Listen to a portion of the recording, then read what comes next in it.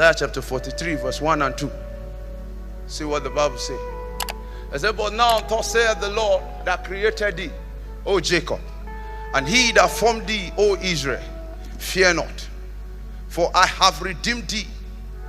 I have called thee by name, thou art mine. Take note, he said, I have redeemed thee. In fact, I know you by name. But in verse 2 he said what? When thou passest through the waters, I will be with thee. And through the rivers, they shall not overflow thee. When thou walkest through the fire, thou shalt not be burned, neither shall flame kindle upon thee. You will go through the challenges and the battles of life, but there is an assurance that it will not consume you. Only those who are prepared for it, they are they that stand the test of the time. They are they that are ultimately crowned. Yes, I'm a believer. You hear people say, why is all these things happening to me? And out of self-pity, many landed in compromise. Many landed in all kinds of compromise that made them lose track of who they are and the journey that they were placed upon. Because they told you that if you say yes to Jesus, it's a rosy thing. It's not rosy. He said, if any man will come after me. This utterance was made to his disciples. He said, let him deny himself, take up his cross. It's ultimately to bring you into a realm of power, into a realm of power.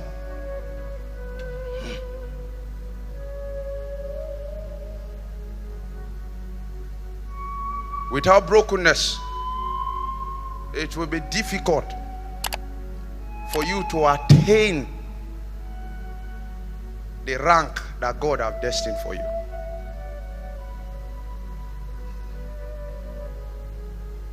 It is almost practically impossible to attain anything in God if you don't have a broken heart. When you pray, it's to bring you to that point. When you fast, it's to bring you to that point. When you give, it's to bring you to that point where you see yourself as nothing before God, as nothing without God, as helpless without God.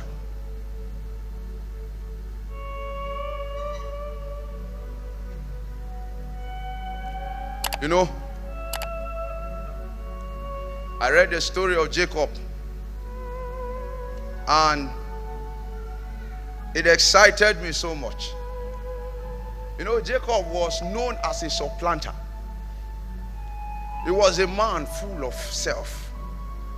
When he had encounter with God in Genesis 28, he bargained with God, told God what he wanted, and God honored it.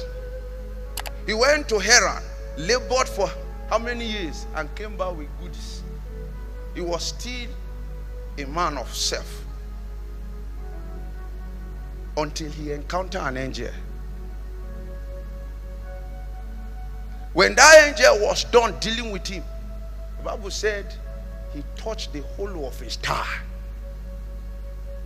That is a sign that the man was broken. And the later part of the life of Jacob, you will discover that he has actually become a broken man. If not, Jacob know how to negotiate. You know, cattle were not allowed in Egypt. That business was not allowed.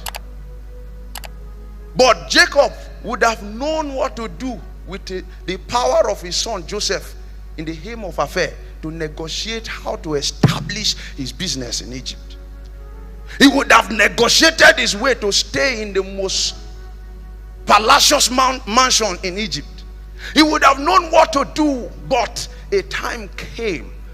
Because of that encounter he had, he has become a broken man. He has seen the futility of life, and he knows that life without God is nothing. The angel told him, as a prince, thou have power with God and with man and have prevailed. And we saw that as a prince, with words, he changed the destinies of his children. He aligned them with, by the power of prophecy, he ordered their feet the path that he should go. Why? He became a broken man, and because he was broken, he accessed power by uttering words. He made thirdborn to become firstborn. He never took advantage of the access he had with Pharaoh to negotiate a better life for himself anymore. It was more about the desires of God and the things that he wanted.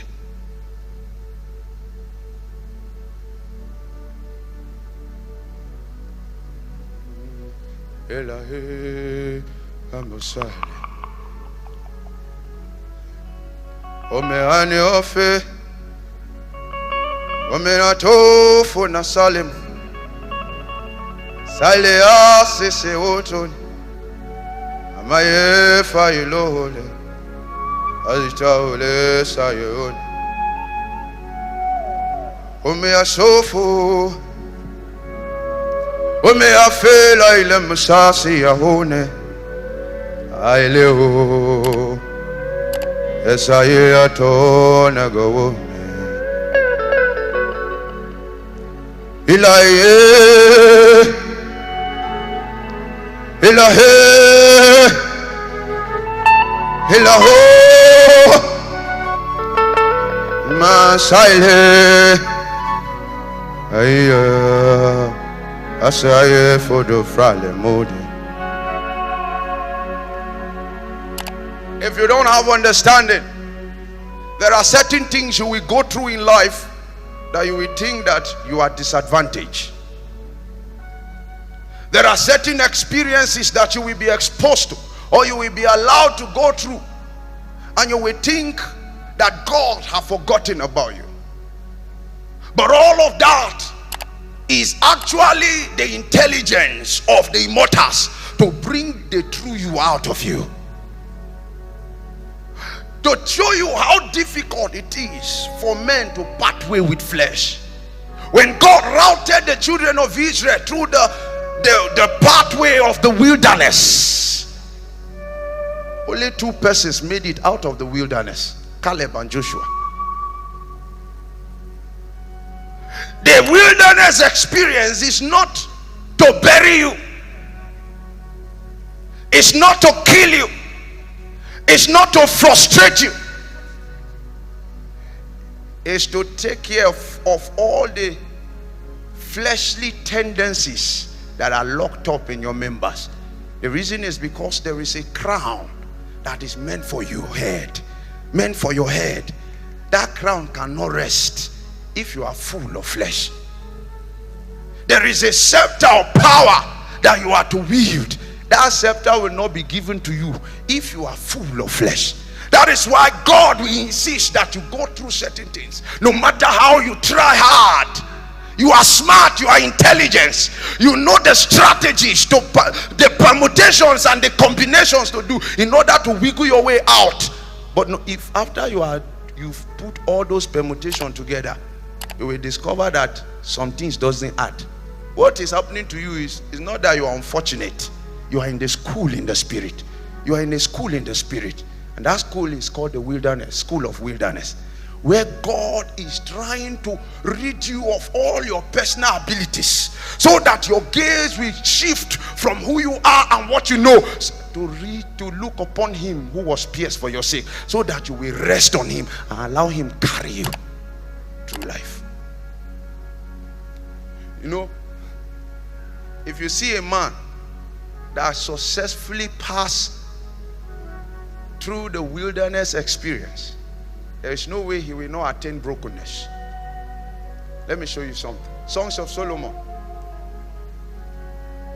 chapter 6 or chapter 3 verse 6.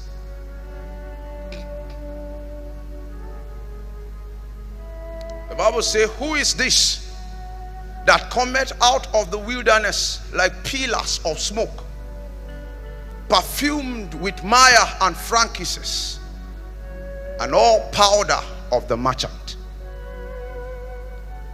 He said, who is this coming out of the wilderness? A man that has been to the wilderness, who has gone through the dealing processes of the spirit. There is a smell that he carries. There is an aroma that he carries. There is a force that he carries. The Bible call it the pillars of smoke. Those things that you went through in the face of obvious contradiction and the possibility of compromise, you stood your ground. They came to you. If you can just add 1 0 to this budget, you will be a millionaire. But you say, for the sake of Jesus, I will not. You think the immortals don't see that? They see it. You are tempted left and right. You have the capacity to compromise and no one will know. But for the sake of the commitment you have for him, you stand your ground. When the time for you to come out is accomplished, this is your description. You say, who is this? The people that knew you before you began those experiences, when they see you, they can't tell, because they will see a different you. Whereas you used to be a very loud person. Anywhere you are the runner of the show. You call the shot and everybody follows suit. But when the Holy Spirit is done with you, you don't speak until he says speak. You don't act until he say act. You don't go where he has not permitted you to go. You say, who is this? They won't recognize you. When you allow yourself to go through the dealing of the spirit, when you are coming out, your circumstances will not recognize you. Whereas they thought they came to frustrate your life, but they don't know that it was that fuel that took you through the school of the spirit. And now you are coming out. When your circumstances look at you, you say, who is this that is coming out of the wilderness with pillar like smoke, perfumed with mire? Mire here talks about bitterness. Bitterness, the bitter, ugly experience you went through for the sake of the name of the Lord. Even in the face of obvious contradiction, you have power to change your confession. You stood your ground. All those experiences, they follow you as odors. You see, perfumed with myrrh and frankincense. Then he said, with all powder of the merchant. When you come out, you bear the name of him that you are submitted to. The badge of Jesus will be on you. Anywhere you appear, Jesus will appear. The reason is because you are his and he is yours. The powder of the merchant is the oil of the owner.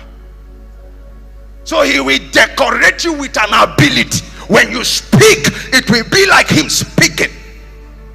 When John the Baptist appeared from the wilderness, when he lifted up his voice to cry, the whole city went from the city to be with him in the wilderness. Why? Because he has become one with him that he represents. He said, who is this coming out of the wilderness? When we look upon you, there's nothing about you that we should desire. When men see you, there is nothing physically that should attract men to you, but there is an invincible garment that you wear in the spirit. It attracts all things. It is called the glory. That is the emblem of him who have gone through the wilderness.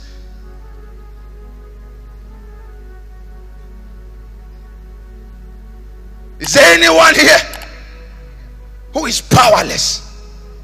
It's not because God is favorable to others and despises you. We are all separated by the things we are willing to go through for the name of the Lord, for the sake of the Lord.